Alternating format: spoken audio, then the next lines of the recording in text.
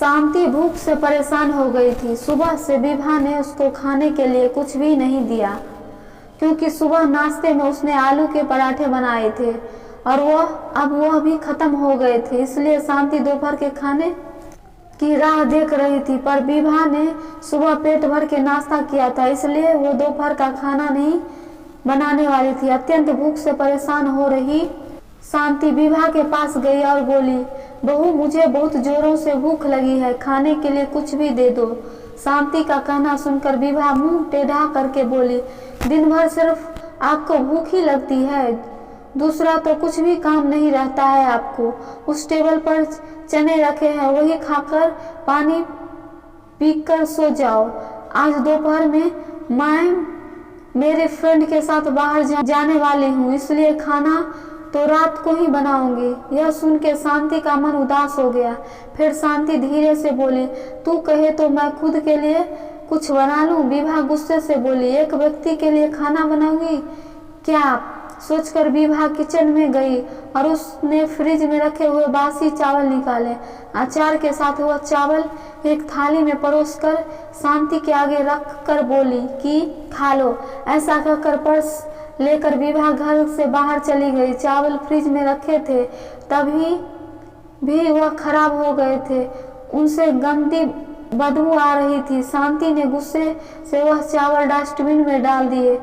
इसके बाद उसने दाल चावल निकालकर अपने लिए गरम गरम खिचड़ी पकाई और पुदीने की चटनी के साथ खाई और सब बर्तन घिस कर किचन साफ किया और चुपके से अपने रूम में जाकर सो गई। विभा ने भले ही खाना पकाने से मना किया था, पर यह घर उसका भी था और वह खुद का खाना खुद बना सकती थी। दूसरे दिन सुबह शांति अपने रूम में बैठी थी, उतने में उसका बेटा सुरेश उधर आया और बोला, माँ आजकल महंगाई बहुत बढ़ गई है, मुझे घर खर्च चलाना भी बहुत कठिन हो रहा है, ऊपर से पापा की 13वीं पर भी बहुत खर्च हुआ था। माँ मैं सोच रहा था कि एक रूम किराए पर दिया जाए, घर का किराया आने पर घर के खर्च में थोड़ी मदद होगी। शांति बोली, बेटा तुझे तो जो ठीक लगे तू वही कर। उसके बाद सुरेश गला साफ करते हुए बोला, माँ तेरा रूम खाली कर दे और नीचे के छोटे रूम में शिफ्ट हो जा। उस छोटे रूम में टॉयलेट और बाथरूम नहीं है तो उसे कोई किराए पर नहीं लेगा। शांति चौंक गई और बोली, पर वह रूम छोटा है और वो तो स्टोर रूम है, मैं उधर रहूंगी तो टॉयलेट बाथरूम कैसे आ जाऊंगी। सुरेश बोला, माँ तू आंगन के टॉयलेट में जाया कर, तू तो घर में ही रहती है ना। जिसको हम रूम किराए पर देने वाले हैं उसको तो सारी सुख सुविधा तो चाहिए ना। वैसे भी यह रूम भी बहुत बड़ा है, पापा के जाने के बाद तुझे इतने बड़े रूम की क्या जरूरत है। शांति कुछ क्षण शांत रही और सोचने लगी। सोचने के बाद बोली, टेरेस पर जो रूम है वह भी हम किराए पर दे सकते हैं, उस रूम में सब कुछ सुविधा है। उस पर सुरेश बोला, नहीं माँ वह रूम हम किराए पर नहीं दे सकते हैं, वो अपने मेहमान के लिए रखा है। तुझे तो अच्छे से पता है कि विभा के मायके वालों का आना जाना चालू रहता है, इसलिए एक्स्ट्रा रूम मेहमानों के लिए रखना पड़ेगा। शांति सब समझ गई थी कि बेटे ने तो उसका रूम किराए पर देने का निर्णय लिया है, क्योंकि वह बुढ़ापे में बेटे और बहू पर आश्रित थी। इसलिए सुरेश ने जो कहा उस पर शांति ने ज्यादा विरोध नहीं किया। उसने अपना थोड़ा सामान लिया और छोटे रूम में शिफ्ट हो गई। उधर पुराने छोटे रूम में उसका जी घुट रहा था, तब भी वहां उस रूम में दिन काट रही थी। नया किराएदार आया था, सब पहले जैसा चल रहा था। घर में आए हुए किराएदार का नाम अभय था, एक एनजीओ में काम करता था। वह रोज विभा और सुरेश शांति के साथ कैसा सलूक करते थे वह देखता था।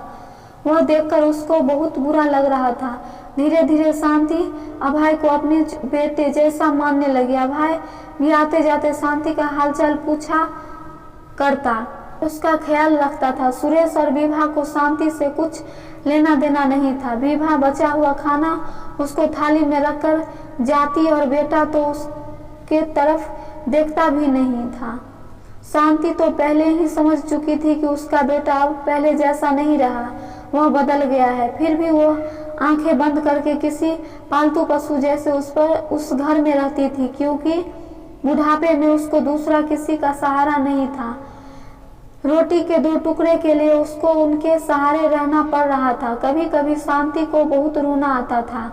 शांति अभय को अपने मन की बातें बताने लगी। उसके पति की मौत बेटे की लापरवाही से हुई थी, पर वो ज्यादा नहीं बोल पा रही थी। जब पति काम पर जाते थे तब घर में हम दोनों को बहुत मान सम्मान मिलता था। अब वह काम करने में असमर्थ हो गए तब सुरेश को उन्होंने घर खर्च में मदद किया कर ऐसा कहा। यह बातें सुरेश के मन को बहुत लगी। जब तक पति घर चला रहे थे सुरेश अपने सब पैसे बचा लेता था, पर जब शर्म से और मजबूरी में उसको घर खर्च चलाना पड़ रहा था, धीरे धीरे माँ बाप का खर्च उसको बोझ लग रहा था। लेकिन वह स्पष्ट रूप से कुछ भी नहीं कह सकता था। इसी बीच पति का स्वास्थ्य बहुत बिगड़ा और वह चल पड़े। डॉक्टर के पास जाने से पता चला कि उनको निमोनिया हुआ था। डॉक्टर थोड़ी महंगी दवाई लिख कर देते थे तो सुरेश पैसे बचाने चाहिए, इसलिए सुरेश आधी दवाई लेकर आता था। शुरू में पति का स्वास्थ्य सुधर गया था, तब सुरेश ने उनकी गोलियां औषधि बंद कर दी थी। पति भी इन चीजों पर ज्यादा ध्यान नहीं देते थे, लेकिन एक रात में उन्हें सांस लेने में बहुत परेशानी हुई। शांति बहुत घबरा गई और वह भाग भाग के गई और सुरेश के कमरे का दरवाजा ठोकने लगी और कहने लगी कि पापा का स्वास्थ्य बहुत बिगड़ गया है, चल हम उन्हें डॉक्टर के पास लेकर जाते हैं। उस पर सुरेश बोला, माँ मुझे अब सोने दो, मुझे नींद आ रही है, हम सुबह पापा को डॉक्टर के पास लेकर जाएंगे। ऐसा कहकर उसने दरवाजा बंद कर लिया था।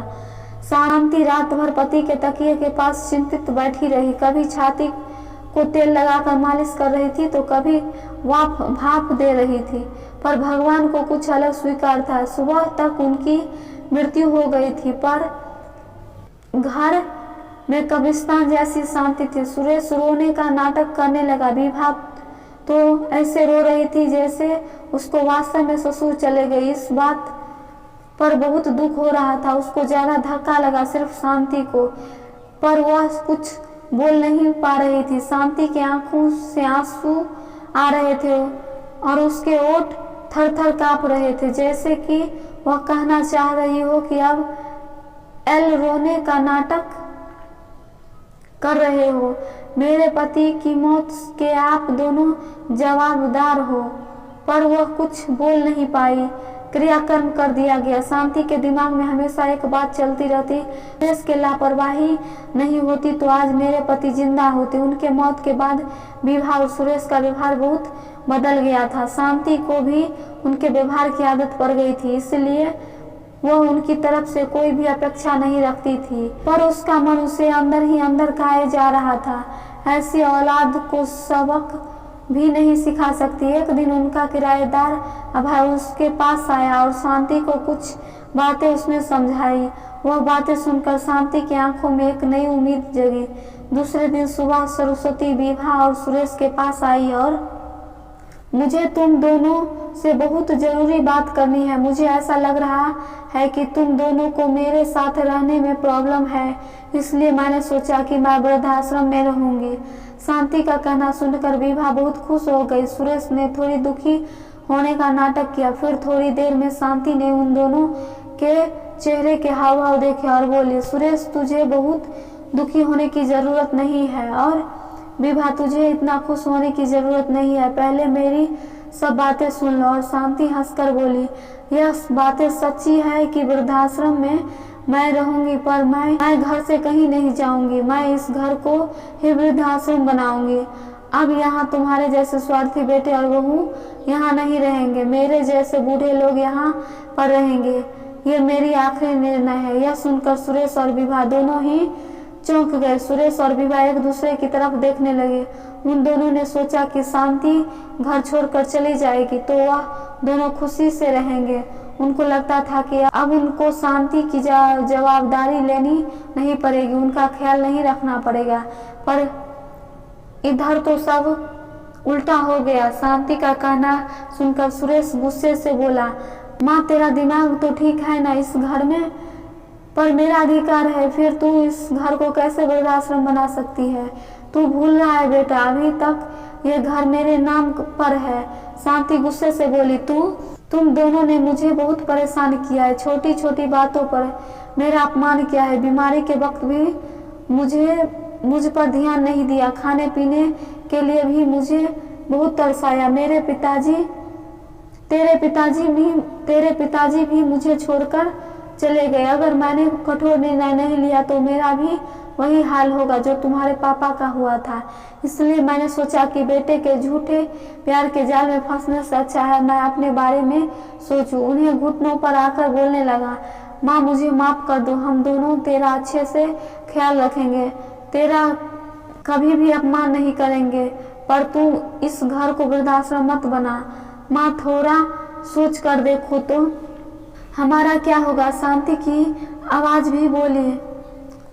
शांति ऊंची आवाज में बोली, मैंने और तेरे पापा ने तुझे अच्छे संस्कार दिए थे, फिर भी तूने सिर्फ तेरे परिवार के बारे में ही सोचा, हमारा नहीं। फिर मैं तेरा कैसे सोचूं? तू तेरे परिवार का सोच, मेरी चिंता मत कर और जल्द से जल्द ये घर छोड़कर चला जाए, क्योंकि इस घर में अब अच्छे लोग रहने आ रहे हैं। इतना कहकर शांति अपने रूम में चली गई। सुरेश और विभा शांति को जाते हुए देखते ही रह गए। शांति ने अपने जैसे बूढ़े लोगों को उसके घर में आश्रय दिया। अभय की मदद से वृद्धाश्रम अच्छे से चलने लगा।